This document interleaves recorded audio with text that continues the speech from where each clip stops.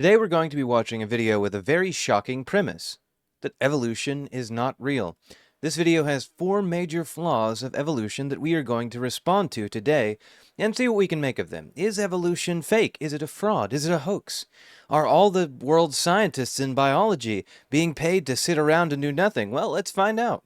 First dirty little secret of evolution is this. Even the simplest living cell is devastating to the theory of evolution. So obviously they're going in an irreducible complexity direction. That's an argument from the intelligent design creationist weirdos, and if they do go in that direction, I will tell you all about it. In Darwin's day, little was known about cells. Single-celled organisms like amoebas were described. I like how they pretend science has not at all progressed since Darwin, and Darwin remains the Jesus of evolution. I hate to break it to you, fellas, but Darwin is not evolution Jesus. He didn't even really come up with the idea of evolution, actually. Described by Charles Darwin's contemporary George Henry Lewis as simply a microscopic lump of jelly-like substance or protoplasm, entirely destitute of texture and consequently destitute of organs. In other cells, such as those in our body, a nucleus could be seen, but its purpose was a mystery and the cell seemed otherwise generally featureless. Why are we discussing things that happened in the 1800s? Do they know that we have about 140 years of science since the 1880s? Do they realize that? Because I feel like that is a very important thing that is being left out here. Maybe they'll get to that, but I doubt it, really.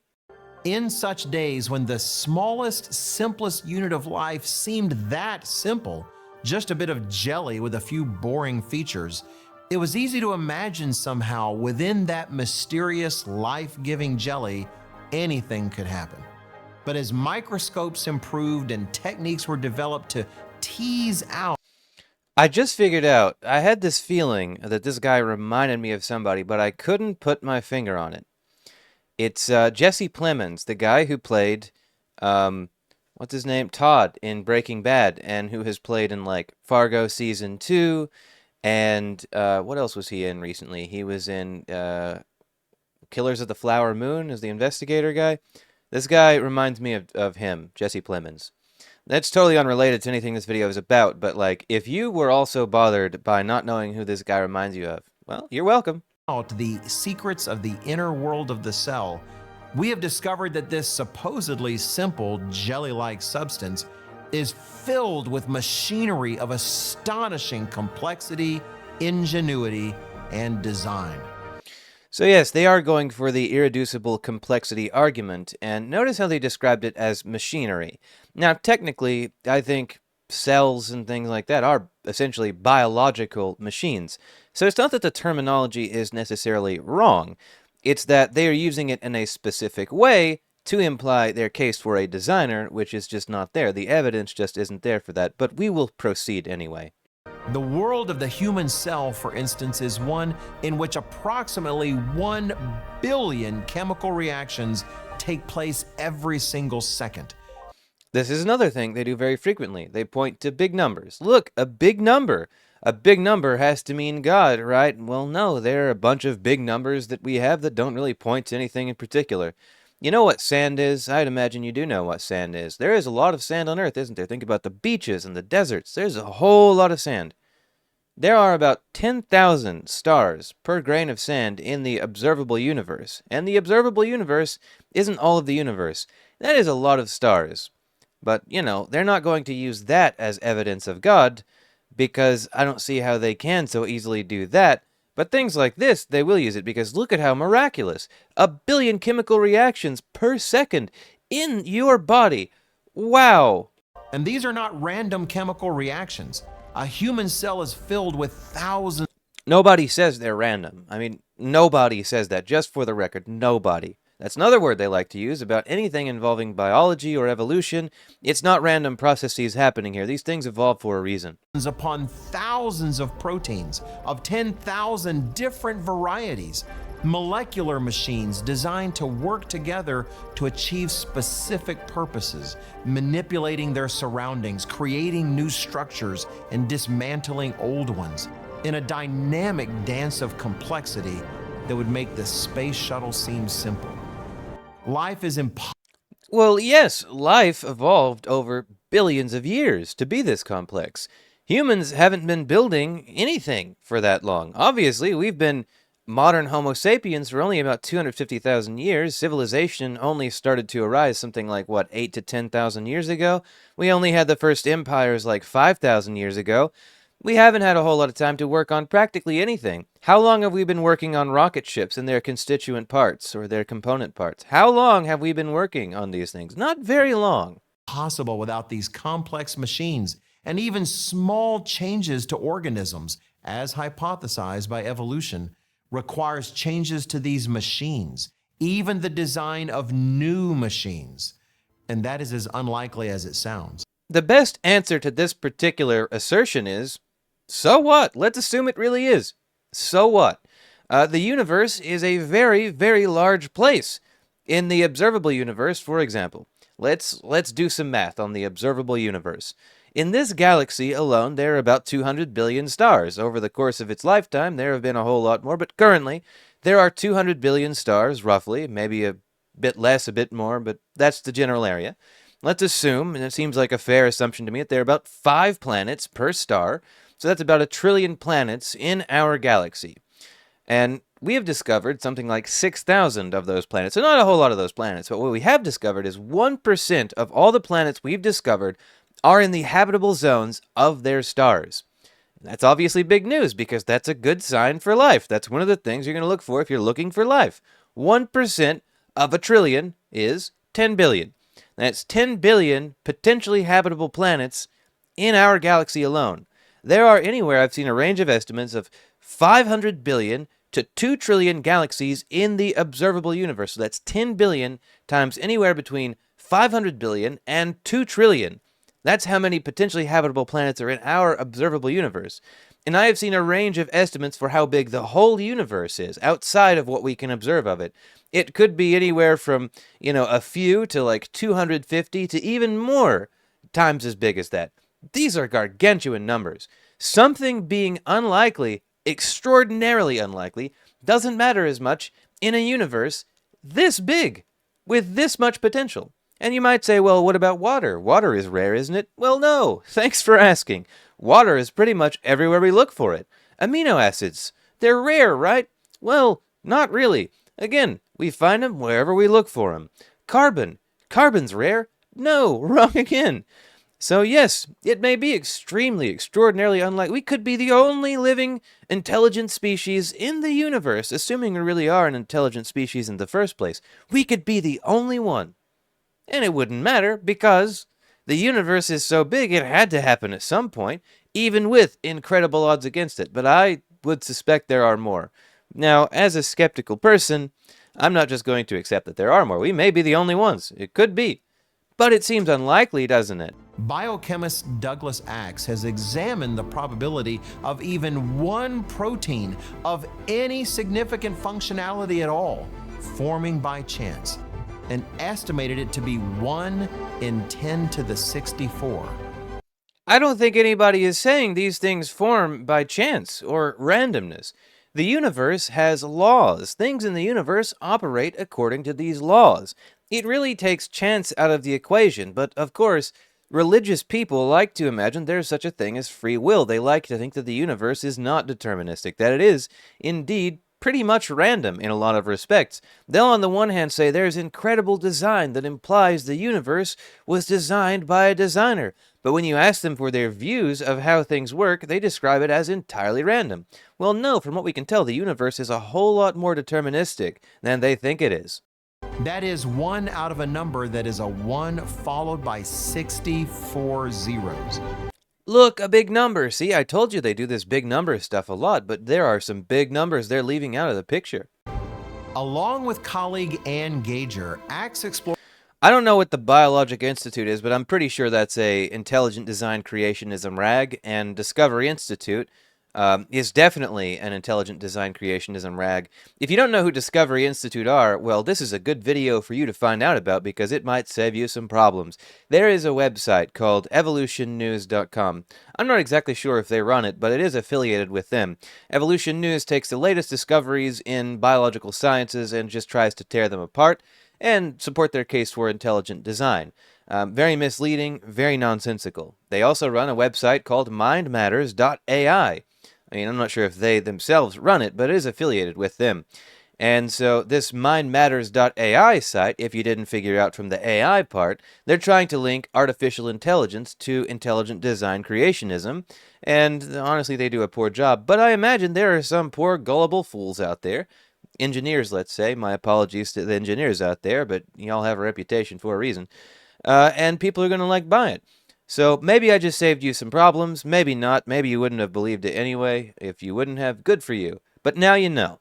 Explored the possibility that one protein could evolve from another similar one based on just a handful of necessary changes to DNA, and found that at currently understood rates of mutation, it would take 10 to the 27 years for such a change to take place.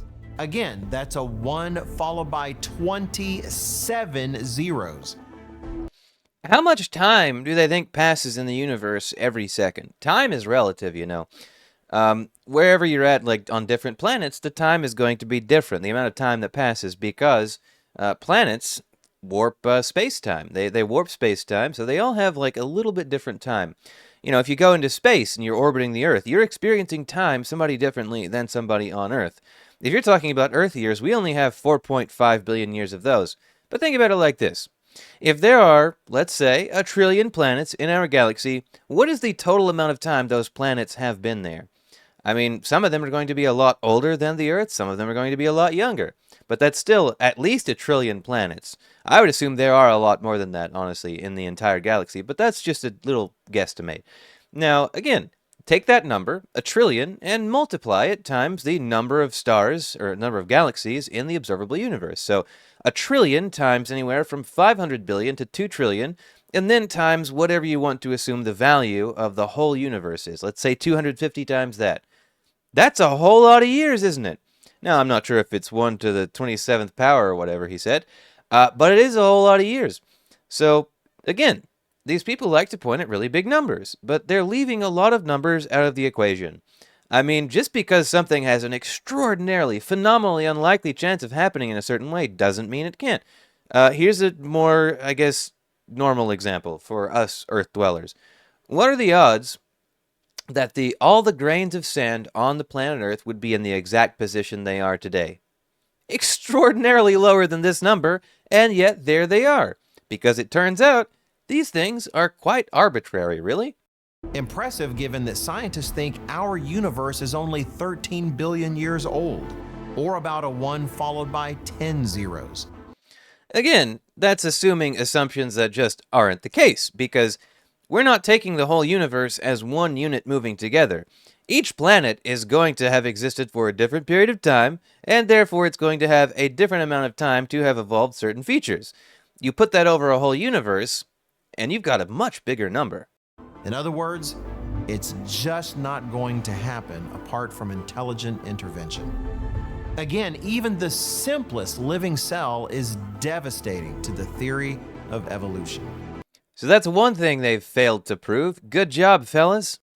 We mentioned DNA a moment ago, and the nature of DNA is another of evolution's dirty little secrets, because DNA represents an abstract coding system that points to intelligence. Wrong, it does not. They're like trying to make a comparison between DNA and computer programming. But that is not a good comparison. Now, in DNA, we do have the 4 letters that represent certain points of data found within DNA. AGCT. I don't know the exact order those letters go in, according to, like, you know, biochemics and all the biochemistry? Biochemicals. Biomechanics? Whatever it is. I don't know the exact order that they say those letters in, but AGCT are the letters. And humans put those on there to make the data easier to interpret. There aren't actual letters on there. DNA is not a code in the same way that a computer code is a computer code. However, even if it were, would that really point to intelligence? I mean, if you discover a computer program, that's going to have things that more overtly point to intelligence, most likely. I mean, think about all the notes written in computer programming. If you're a computer programmer, you know that like a lot of programs are going to have a lot of comments to explain what certain things do. Um, DNA does not have that. DNA does not have a developer signature in there. Developers uh, definitely like love to hear themselves talk almost as much as I do. You don't see that in DNA.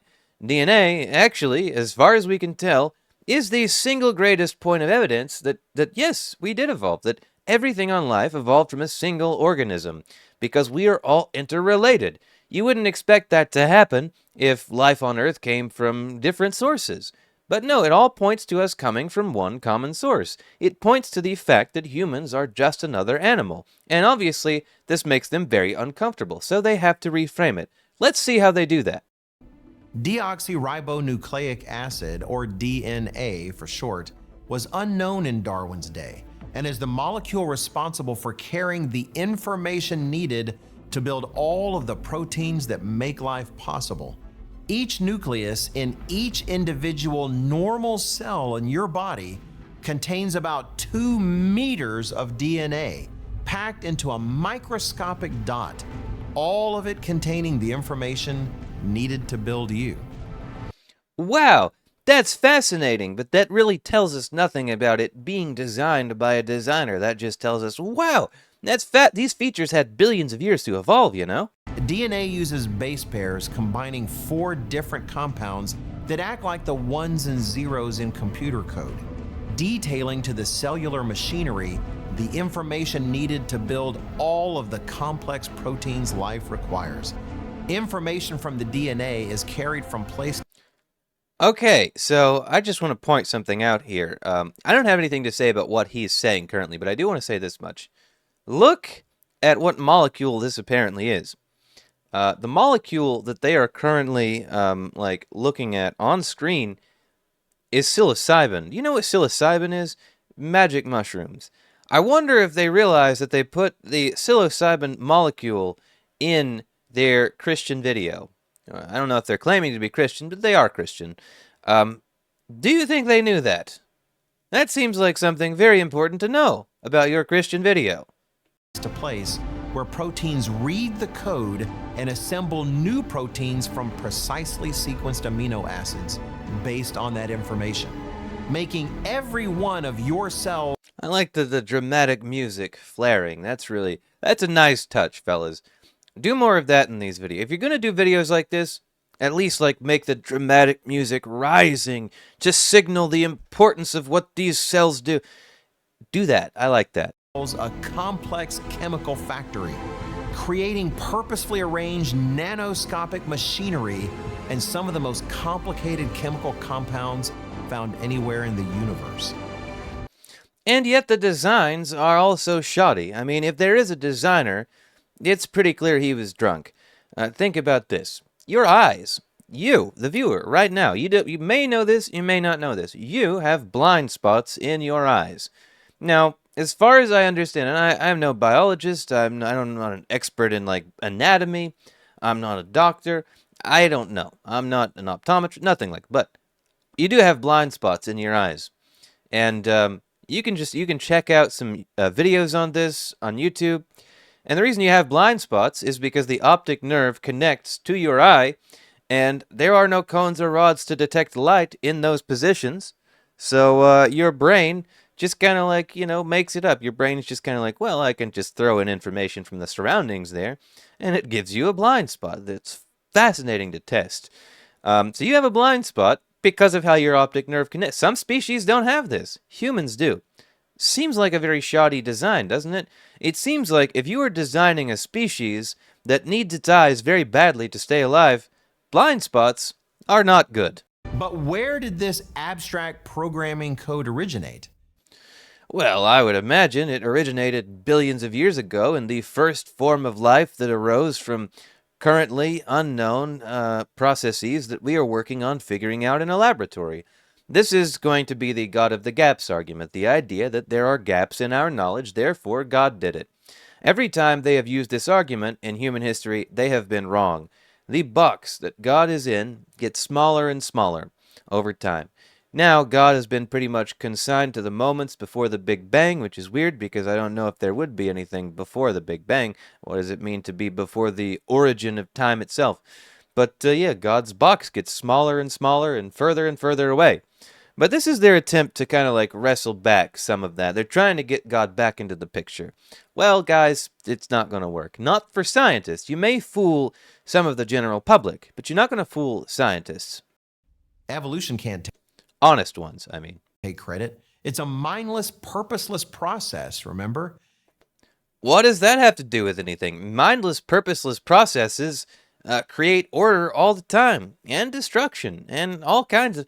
I mean, Jesus Christ, dude, think about this. I don't know if you know anything about space. I'll assume you don't know a whole lot. There are these things in space called protoplanetary disks. Protoplanetary disks form in large clouds of gas and dust in space. When these clouds get massive enough, stars are born. Not just stars, but planets. These stars and planets, the baby stars and planets, are in protoplanetary disks. They will become stellar systems like our solar system. And we can see these formation processes playing out. How did this gas and dust originate? Catastrophic explosions of supernovas and other processes, but that's a big one. Just titanic explosions like nothing we can even begin to fathom helped create these large clouds of gas and dust through which new solar systems are born. They like to point to our solar system as being the pinnacle of just God's creation, that it's so immaculate, so perfect, that a God had to create it. And yet, we can observe stellar systems, star systems, being born today through entirely natural means. How unlikely is that? It seems pretty unlikely, doesn't it? But we can see it happening. All over, all the time. In fact, where did DNA come from? You can't build proteins without DNA. And you can't win an argument just by asking questions. What I want to know from you intelligent design creationists is two things. One, how did the designer do the designs? If you're going to say there was somebody who designed these things, you need to tell us the mechanisms by which he designed them. What did he use? What were his tools? If you find an airplane, let's say let's go even further than that. Let's say that we find a UFO, like a crash-landed UFO with super advanced technology that we just can't even begin to fathom. We can eventually, I would imagine, figure out how it worked and what the design processes for it might have been like. Intelligent design creationists, on the other hand, they don't offer that. They don't give us any idea of how the designer did the designs. They just say, well, the designer did it. Well, how? How did he do it?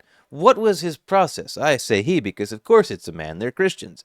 What was his process? That's the first thing you need to answer. The second thing you need to answer is, who is the designer? In nature, we can point to natural laws as being the origin of these things, evolution and such. But the intelligent designer, on the other hand, if you're going to say there's one out there, you need to identify him. And of course, they can't do that because that would give their game away. They are Christians. They're creationists. That would give their game away. The designer, I hate to spoil it for you, is not aliens.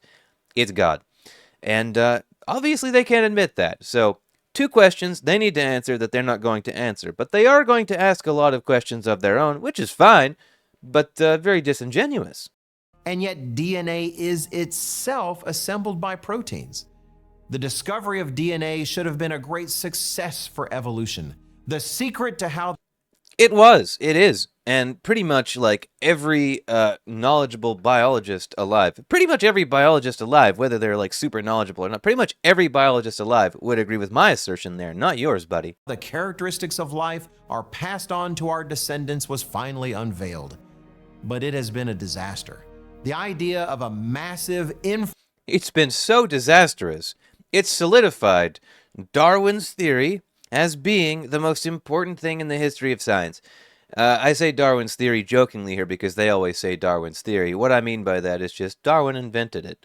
his special little idea, his special version of natural selection. He didn't invent the idea of evolution, but the idea of natural selection that originated from him. Now, today, evolutionary science is more complex than that. It's not really Darwinian so much anymore. It's changed a whole lot. But I do like using their terms in joking ways against them. Because they always say, like, Darwinism and all that. Well, Darwinism is not the dominant form of evolutionary theory today. Darwin was a starting point, not an end point. Information-rich molecule containing an abstract programming code capable of bearing the information needed to build all the complex machinery of life. Is this man holding a Bible? What is he holding in his hand? Has he looked at this book? There was a book there. Am I just like brain dead today? Did I not see him whip out this book and read from it? Or is he waiting to the end to give us some kind of like a come to Jesus? Maybe this guy is going to give the game away. Maybe he's just a Christian apologist.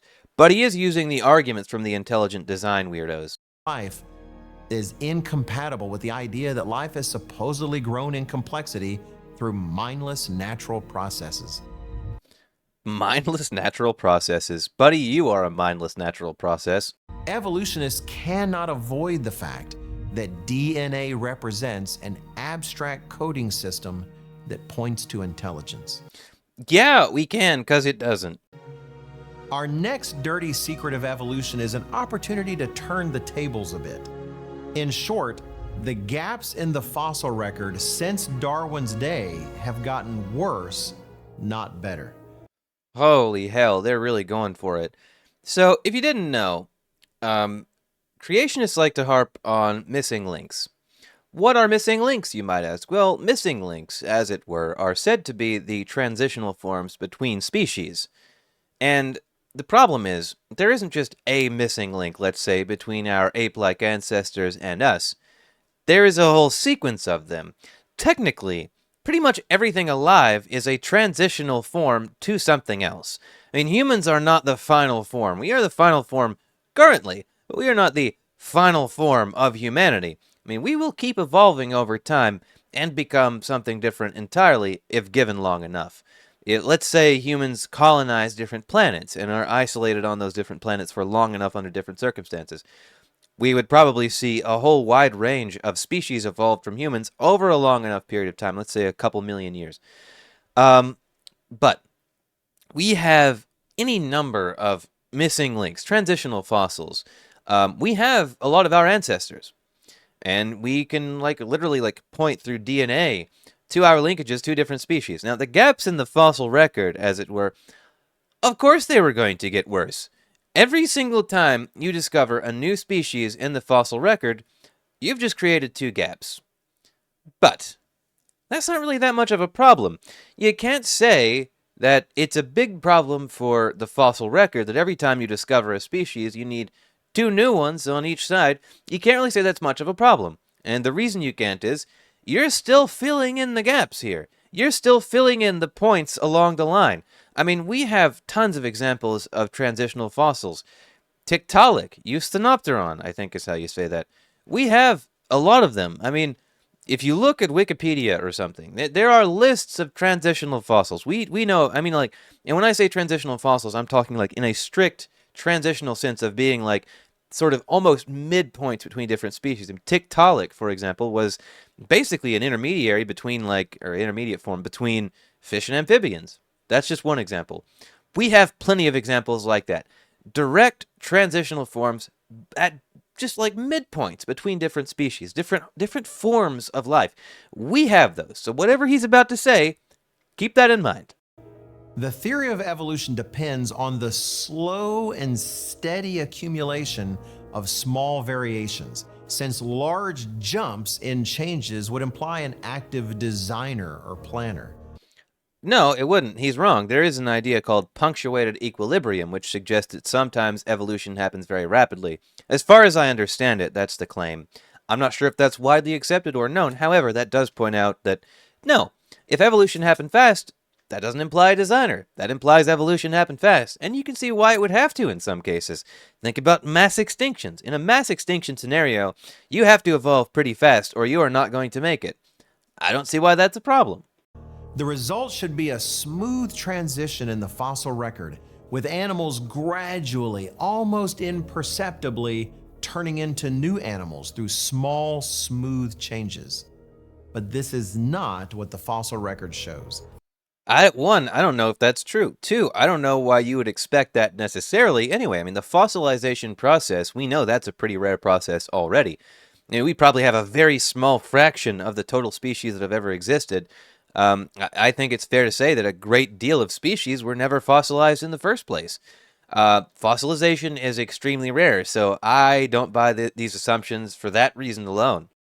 Instead of a smooth, continuous transition of creatures, the record indicates Funnily enough, we do basically have that for humans. For Homo sapiens, we do basically have what he's asking for. Now, it's not complete, obviously, but we do have a pretty good idea of our ancestry going back, what, at least a couple million years, a few million years? Now, it's not perfect, but it does pretty closely resemble exactly what he's asking for here. gaps between. One more thought. One more thought. I hate to interrupt that much, but one more thought here. You also have to consider another thing, which is like the admixture of different species into other forms of species. Like, I've said this in a lot of videos, and I hope it's true. I hope I'm not wrong about this, but I have heard this from scientists, so I tend to believe scientists a lot of the time when I hear them, unless they're just like blatantly fraudulent. Neanderthals. You know what Neanderthals are. Everybody has heard of them. We use them as a term for, really stupid people, basically. But Neanderthals, they were like, I guess, sister species to humanity. They weren't human, but they were pretty close. And they had some different features we didn't have. And we interbred with them before we killed all of them. Killer ape hypothesis strikes again, baby. But we interbred with them, and the average human's going to have like low single-digit Neanderthal DNA. No human has like double-digit Neanderthal DNA. We don't have that much in any individual human. But over the whole species of humanity, we have something like 30% of the Neanderthal genome represented in our DNA. That's a lot. And I mean, we're not just talking about humans evolving just along one line here. This admixture is a very small amount in the average human, but over the whole species, it's a pretty large amount. And it does make a difference. I mean, you can tell certain traits from Neanderthals, like with genetics tests. For example, I am terribly bad at direction. I can get turned around holding a compass, okay? And apparently that's a Neanderthal thing. So thanks for that, fellas. You really did me great there. So that was part one. I'm going to make this a two-part video because part one was getting pretty long. I hope you enjoyed. Thank you for watching, and have a good one.